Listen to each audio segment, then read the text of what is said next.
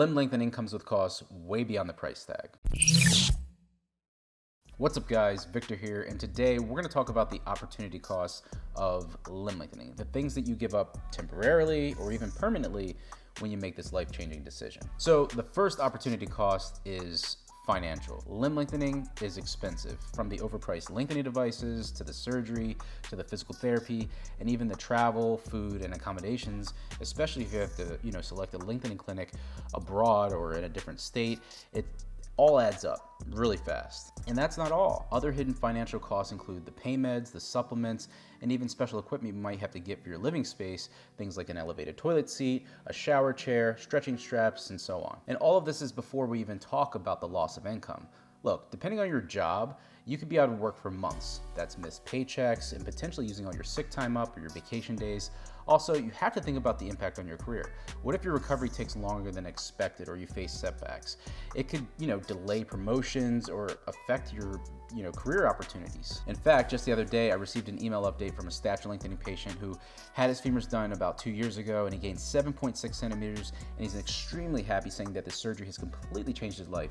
But he added this, which I'm gonna read. There's one more thing I wanted to share with you, which is an important lesson for me.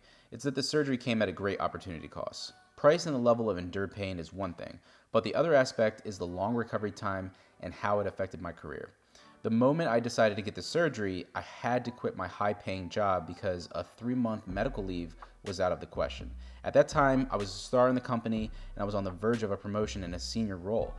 But after leaving the job and getting this procedure done, I was not able to get back in the company. I've since chosen to start my own business, which is going really well so far, but I can't help but think, what if I had stayed in my previous job? How my life would have progressed further. Looking back, however, I still would have gotten the procedure done any day, but perhaps it's best to do it at an earlier age when the opportunity cost in life is not as high. And I just want to say that it was this patient's powerful message that inspired me to shoot this video. And all of this is not meant to scare you. It's just to highlight the impact that limb lengthening can have on a patient's life and why forward thinking and financial planning is crucial before you go through with this decision. And the same thing could be applied to teenagers and young adults who are students that might miss school. It could throw your whole semester off. And this is especially true when your recovery takes longer than expected, which is actually our next opportunity cost. Look, I'm not gonna lie, it's a slow and painful process, and you're gonna have days when you just wanna quit and for it to all be over with. And then there's gonna be days with a glimmer of hope, when your bones finally heal, and then it's gonna be awkward again when you start to walk, and then it's gonna be really cool when you're able to walk normally, and then it's gonna be kind of tough again when you're trying to get back to where you were before surgery. So there's kind of like this ebb and flows of up and down, consolations and dissolations. Limb lengthening is not like kind of a straight shot, easy, smooth sailing procedure.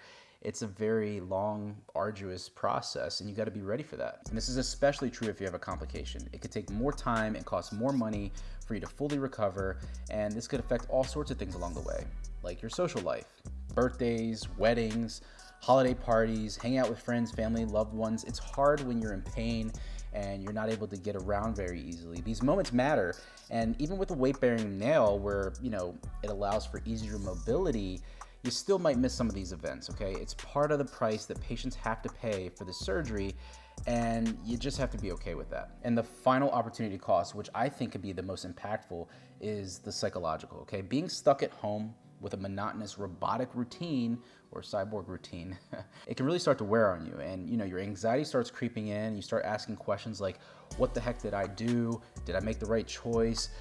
Will people notice that I actually got taller? Will I even notice that I got taller? Okay, ooh, that's a big one.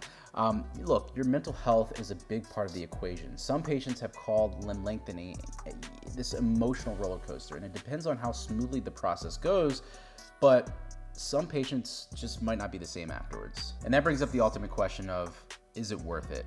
Well, if you haven't seen my video on whether limb lengthening is worth it or not, I suggest you check it out because it's basically a collation of patient testimonials sharing whether they think it's worth it or not. And honestly, no one can answer that question for you. It's completely personal. It's up to you.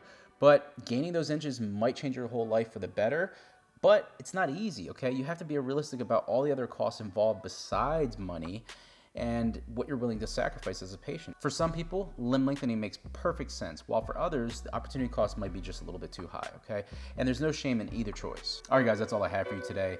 If you're thinking about getting limb lengthening done, but you're not sure if the opportunity costs are worth it or not, comment down below. I want to hear about it. And if you found the video helpful, go ahead and hit that like button.